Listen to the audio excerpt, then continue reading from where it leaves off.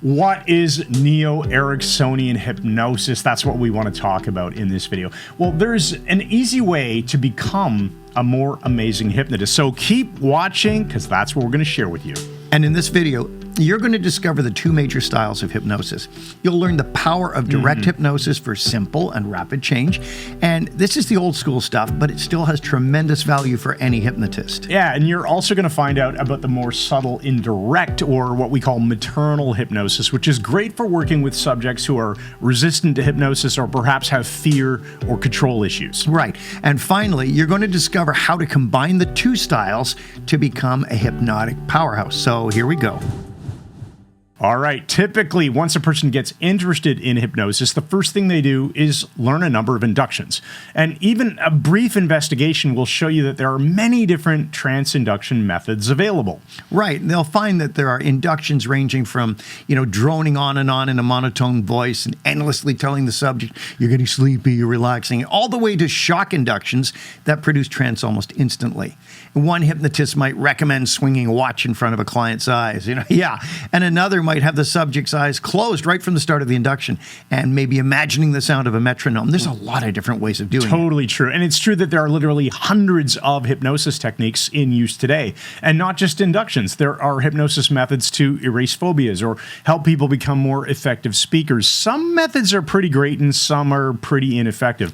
But it's not the different inductions or hypnosis techniques that we want to look at in this video, right, Mike? Right. Instead, we're going to look at the bigger picture, and we'll examine the basic styles of hypnosis. And generally speaking, there are two quite different approaches to doing hypnosis. They're paternal and maternal. All right, so paternal hypnosis is also known as direct hypnosis, and it consists of the hypnotist being highly directive and the one who's clearly running things. So to be a paternal hypnotist is sort of to be like a father figure to the subject, providing strength and giving very specific instructions and guidance. He might tell the subject exactly what to do and how to do it and when to do it, right? And when to do it, too.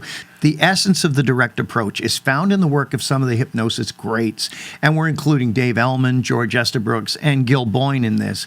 And each of these famous hypnotists used highly directive language, and they focused on immediate and unquestioning compliance to the instructions provided by the hypnotist. Direct or paternal hypnosis is often the choice of the stage performer. In fact, Mike, tons of experience doing stage hypnosis, right? We'll make sure we put a link in the description below for some awesome resources on that. Now, back in the early to mid 20th century, stage hypnotists affected a mystical and often intimidating demeanor. Oh, for sure. They wore capes and turbans and had large spirals for people to stare at, or they had the typical pocket watch.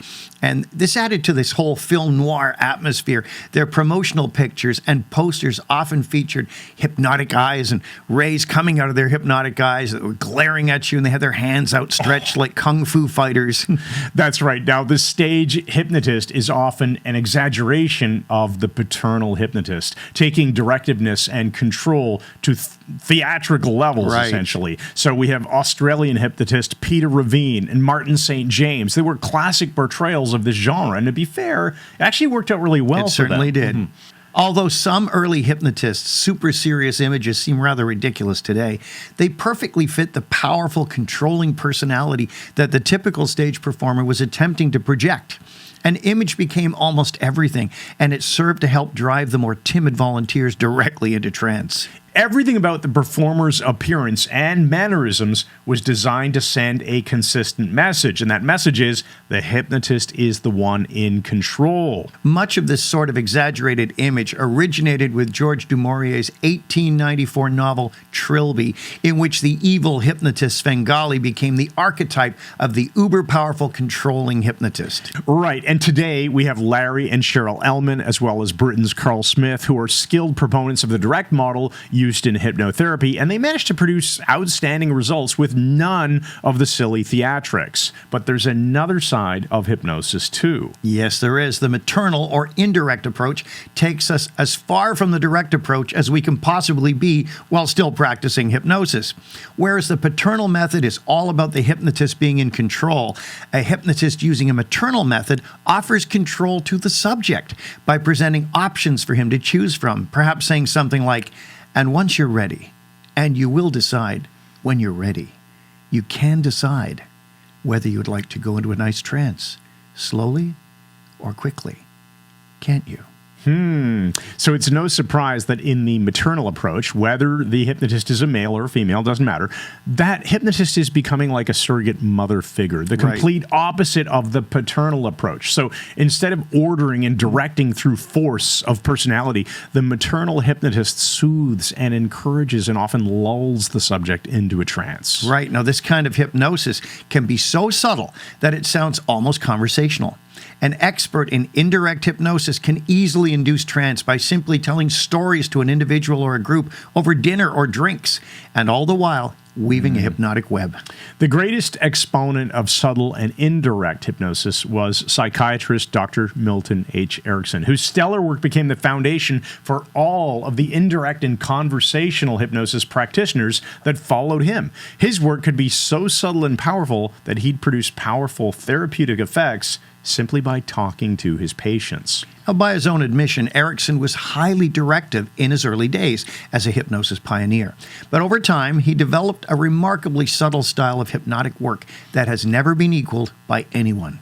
Erickson's methods were deconstructed and codified in the 1970s by Richard Mandel and John Grinder in the book Transformations, Neurolinguistic Programming and the Structure of Hypnosis. So today, some of the foremost practitioners of the indirect conversational style of hypnosis are people like Igor Ledachovsky, Stephen Gilligan, and of course John Overdurf, as well as Melissa Tiers. So which method is best? If you're going to put someone in a trance to help them study better or relieve their pain, which method should be used? Good question. And the answer is, it depends. In any given group, there will be those who respond best to a gentle, lulling maternal approach, while others will have no problem with a more bombastic and ultra-direct style. Which leads us to the point of this video. Imagine a coin. On one side, it says direct. On the other side, it says indirect. This is a good picture of how many hypnotists perceive trance creation and hypnotic work. It's either direct or indirect, depending on which way the coin is turned. Now, the reality, however, is not so simple and not so clear-cut. That's because the two extremes of technique do not tell the whole story. We find it much more effective, as well as accurate, to perceive trance work as lying somewhere along a continuum, a long grayscale spectrum, ranging from Snow White to Midnight Black. On one end, we have the super direct hypnosis of Gil Boyne or Dave Ellman, and then on the other end, we have the subtle, nearly sometimes undetectable hypnosis which matches the style of Milton Erickson. Now, those are the two extremes, and of course, they both have their applications. Right, but we think it's best to have extreme flexibility of behavior. We can function paternally and directly to get the job done quickly and powerfully. But we can also be so indirect that what we're doing doesn't even register in the subject's conscious awareness. After a while, a hypnotist will gain the skills to begin to move back and forth on the spectrum between direct and indirect as needed. And best of all, a well-trained hypnotist will work intuitively, depending on what's warranted by the subject and the context. So having experimented with the best methods to learn this combined approach of Ericksonian and direct hypnosis, which we call Neo-Ericksonian, we generally teach Erickson's maternal methods first. These are the most complex and require the greatest subtlety for maximum effect. They then become a very solid foundation that enables the hypnotist to simply be hypnotic. A good Ericksonian hypnotist can then easily shift telling metaphors and apply to the context of a situation, changing the pace of his or her voice and redirecting the subject's attention at will. Right. Now, on the other hand, the direct style is much simpler, and we found that learning it first with its rapid results and flashbang style tends to cause a student to stop learning anything else. After all, they've learned super fast and powerful hypnosis methods. And then they miss out on the more gentle and subtly powerful indirect paradigm. And to this end, we always teach Erickson's indirect approach up front. So to practice sliding between methods, you must first have some understanding and experience with each of them. We feel that learning just one of the two major approaches will limit the effectiveness of the hypnotist by providing like a half-empty box of tools. And in the context of a hypnosis session, it's easy to use indirect techniques, like repeating back the subject's actual words. The hypnotist can begin to fixate the subject's attention with his own words and begin to weave a trance in the context of the interview even. And as the hypnotist slows his voice, the subject will unconsciously detect that something's happening and begin to slip into trance. And by layering in questions that require a yes response or asking ambiguous questions, the trance will deepen. Are you still going into trance?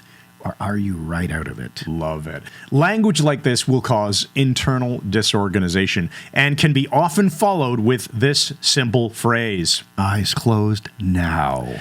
Once the subject has closed his eyes, it's a simple matter for the hypnotist to shift along the spectrum towards a more direct style of hypnosis by telling the subject to go deeper and deeper. Now, since a deep trance requires simple language, it's the perfect time to use very direct suggestions and instructions. At this point, the hypnotist will begin the therapy, and it's not the time to be vague or fluffy. And that's because the conscious mind responds to the metaphors and indirect approach.